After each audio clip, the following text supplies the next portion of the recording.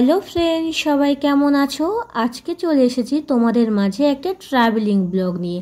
আজকে এক্সপ্লোর করব হুগলির অ্যাকোয়ামারিনা ওয়াটার পার্ক। আজকে আমাদের destination Nabadwip to Bandel junction. 9:36 train ধরে আমরা পৌঁছে গেলাম ব্যান্ডেল। 11টা বেজে 3 মিনিট বাকি, তখন আমরা ব্যান্ডেল স্টেশনে পৌঁছে গেলাম। তারপরে আমরা 4 নম্বর প্ল্যাটফর্ম থেকে হাওড়া লোকাল ট্রেনে উঠে গেলাম। 11:15-তে কিন্তু আমাদের ট্রেনটি ছেড়ে দিল। আমরা নেক্সট গন্তব্যস্থল হুগলি স্টেশনে যাওয়ার জন্য প্রস্তুত হলাম। আমরা এখন ব্যান্ডেল জংশনে হাওড়া লোকাল ট্রেনে উঠে গেছি। নেক্সট স্টেশন হচ্ছে ব্যান্ডেলের এক স্টেশন পরেই হুগলি। আমরা কারা কারা এসেছি তোমাদের সাথে পরিচয় করিয়ে দিই। এই যে আমাদের গ্রুপ, ছোট্টখাটো গ্রুপ, আমরা সবাই মিলে একসাথে যাব। সিদ্ধু আছে, ববিতা আছে, দেবাংশীর বাবা দেবাংশী আর দেবাংশীর দিদা। বন্ধুরা, হুগলি স্টেশনে পৌঁছে গেছি। এখন আমরা সিঁড়ি দিয়ে যাবো ওপারে। ওখান থেকে আমরা টোটো ধরে তারপরে যাব পার্কে। তো তোমরা আসো আমাদের সঙ্গে, দেখতে থাকো।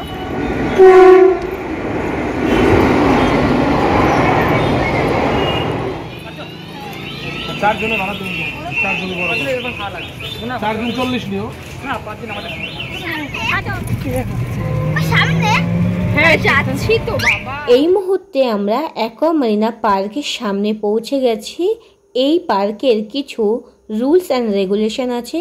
নাইলন কস্টিউম ছাড়া পুলে নামা যাবে না। ওয়েভসের জন্য নির্দিষ্ট টাইম আছে। পার্কে প্রবেশের পর বারবার কিন্তু বাইরে যাবার অনুরোধ করা যাবে না। অ্যালকোহল নিয়ে প্রবেশ করলে 2000 টাকা জরিমানা। পিকনিক করতে চাইলে আগে থাকতে জানাতে হবে। আর বাইরের খাবার নিয়ে কিন্তু ভেতরে প্রবেশ করা যাবে না। তারপরে আমরা টিকিট কাউন্টারের সামনে লাইনে দাঁড়িয়ে পড়লাম। কিছুক্ষণ লাইন দেওয়ার পর আমি টিকিট কেটে নিলাম। এখানে কিন্তু টিকিট প্রাইস পার হেড 500 টাকা।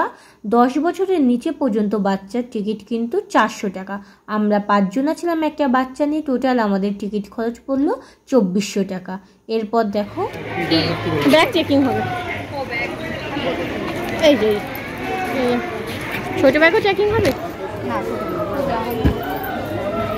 ফাইনালি আমরা পার্কের ভেতরে প্রবেশ করলাম। আর প্রবেশ করেই এত সুন্দর একটা ভিউ দেখতে পেলাম।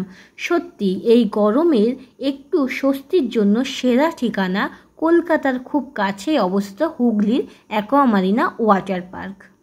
এরপর আমরা জিনিসপত্র রাখবার জন্য একটা লকার নিয়ে নিলাম। একটা লকারের প্রাইস কিন্তু 100 টাকা, কিন্তু 300 টাকা জমা রাখতে হবে। আমরা 2টো লকার নিয়েছিলাম, যার জন্য আমাদের 800 টাকা জমা রাখতে হয়েছে।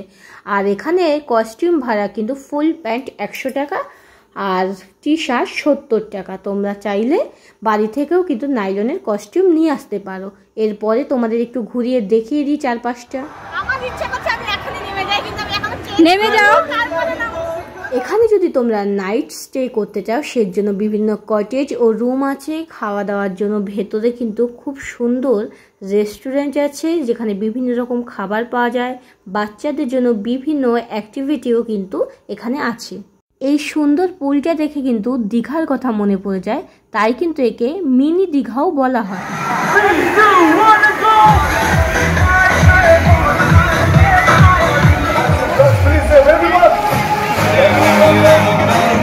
পাশেই রয়েছে এত সুন্দর একটা পুল। এখানে কিন্তু 10 থেকে 14 বছর বয়সীর বাচ্চাদের জন্য বিভিন্ন রাইডের ব্যবস্থা রয়েছে। আর একটা বালতি আছে যেটা থেকে জল কিন্তু গায়ে পড়ে, যেটা বেশ মজার লাগে। আর পাশেই রয়েছে দেখো একটা বড় সুইমিং পুল। আর এই পুলের সামনেই আছে একদম ছোট্ট বাচ্চাদের জন্য একটা পুল, যেখানে জল কিন্তু একদমই কম। আর বিভিন্ন রকম কুমির, হাঁস, ব্যাঙ, কচ্ছপ দিয়ে সাজানো রয়েছে। আর এইখানে আছে সবচেয়ে বড় ও ভয়ঙ্কর রাইডের ব্যবস্থা, ক্যাপসুল রাইড। বিভিন্ন রকম রাইড কিন্তু এখানে আছে। 3 তলা সমান উঁচু এক একটা রাইডও এখানে আছে, একদম ফ্রি। রাইডের জন্য আলাদা করে কিন্তু কোনো রকম পয়সা লাগে না। আর এখানে যদি তোমরা রুম নিতে চাও, তাহলে কিন্তু সঙ্গে অবশ্যই মনে করে আধার কার্ড আনবে। আর এই ঝর্ণার জলের জায়গাটা দেখো, মনে হচ্ছে যেন পাহাড় থেকে ঝর্ণার জল পড়লে যেরকম, ঠিক সেই রকমই ফিল কিন্তু তোমাদের এখানে আসবে। এরপর আমরা চলে গেছিলাম দেখো চেঞ্জ করতে। আর এখান থেকে আমি একটা ওয়াটারপ্রুফ মোবাইল ফোনের কাভার নিয়ে চেঞ্জ করে আমরা পুলের কাছে চলে এসেছি।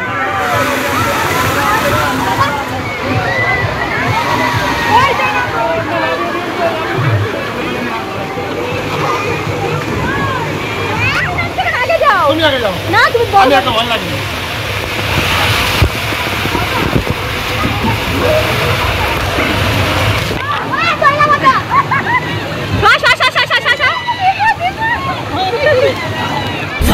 छुड़वाया क्या छुड़ाएगी नौकरी।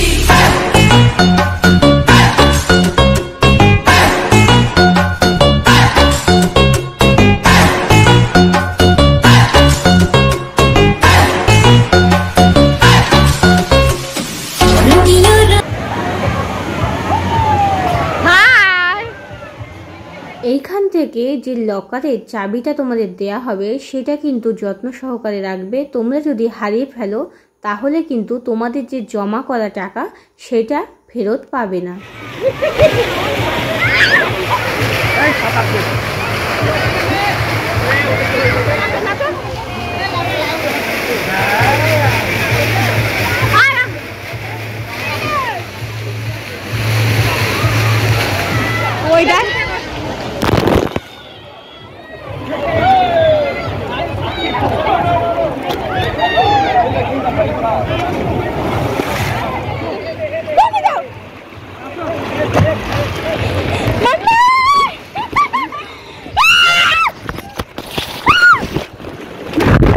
এক একটা পুলে বিভিন্ন রকম অ্যাক্টিভিটিগুলো যে চালানো হচ্ছিল সেগুলো কিন্তু 30 মিনিট পর্যন্ত চলছিল, আবার বন্ধ হয়ে যাওয়ার পর অন্য আর এক জায়গায় চালানো হচ্ছিল।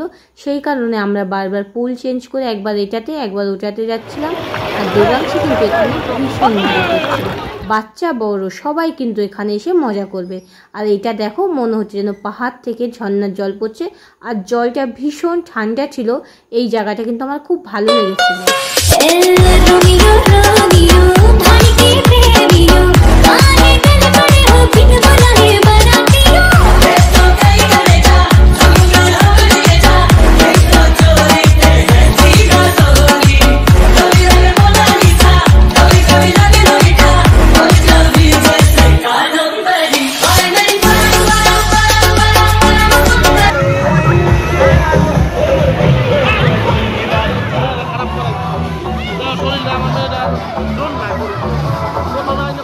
আমরা কিন্তু এখানে রবিবার দিন এসেছিলাম, আর রবিবার দিন কিন্তু অনেকটাই ভিড় ছিল। অনেক এনজয় করবার পর আমরা কিন্তু টায়ার্ড হয়ে গেছিলাম আর খিদেও পেয়ে গেছিলো, তাই আমরা ভেতরের রেস্টুরেন্টে লাঞ্চ করতে চলে গেলাম। আর এখানের প্রাইসটা কিন্তু বাইরের থেকে একটু বেশি। ববিতার প্রচন্ড খিদে পেয়ে গেছে, দেখো ববিতা খাওয়া শুরু করে দিয়েছে। কিন্তু স্নান করে সবার মুখ চোখ একদম কালো হয়ে গেছে। নরিন জল না, আচ্ছা স্যালাড দেয়নি।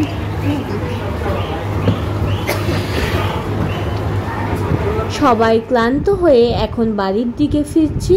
বিকেল 5টার সময় পার্কটি কিন্তু বন্ধ হয়ে যায়। আরও কিছু ইনফরমেশান লাগলে তোমরা ডেসক্রিপশন বক্সটা চেক করে দেখো। আর ভিডিওটা ভালো লাগলে অবশ্যই লাইক দিও, আমার চ্যানেলটাকে সাবস্ক্রাইব করো, আর শেষে একটা কমেন্ট করো।